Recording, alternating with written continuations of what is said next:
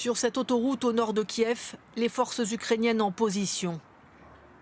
De l'autre côté, invisibles sur ces photos mais bien présentes, des troupes russes qui avancent inexorablement sur la capitale ukrainienne.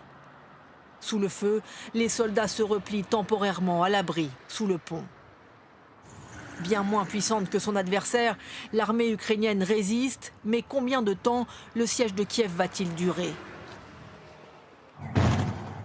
La nuit dernière, plusieurs explosions dans le ciel de la capitale, dont celle-ci. Selon les autorités ukrainiennes, un missile russe intercepté par la défense anti-aérienne.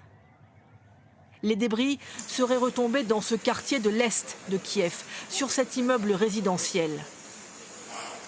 Une nuit d'effroi pour les habitants frappés par la guerre. Des dizaines d'appartements ont été soufflés, au moins 3 blessés. Au moment de l'impact, de nombreux résidents étaient réfugiés dans les caves. Il était 4 heures du matin environ. Ma mère s'est mise à crier « Réveille-toi !» Il y avait de la poussière, des cris. L'armée russe resserre son étau. Selon son commandement, elle tient l'aéroport militaire à l'ouest de Kiev. Nous avons débarqué des forces aéroportées avec succès. Elles ont rejoint nos unités à l'aéroport que nous contrôlons désormais. Nous bloquons Kiev par l'ouest. À 80 km au nord, à Ivankiv, l'armée ukrainienne aurait détruit ce pont pour empêcher l'avancée des troupes russes. De violents combats, comme à Dimer et plus près du centre, dans le quartier d'Obolonsky.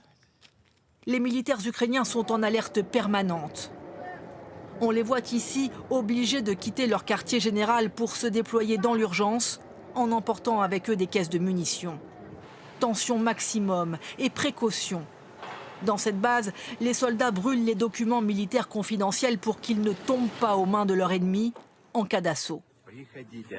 Pour prêter main forte à son armée professionnelle, le ministère de la Défense encourage les volontaires à prendre les armes.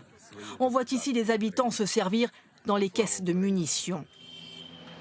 Dans le centre de Kiev, le déploiement de nouvelles forces, sous les applaudissements d'habitants qui veulent croire que leur armée peut résister face à la seconde puissance militaire mondiale.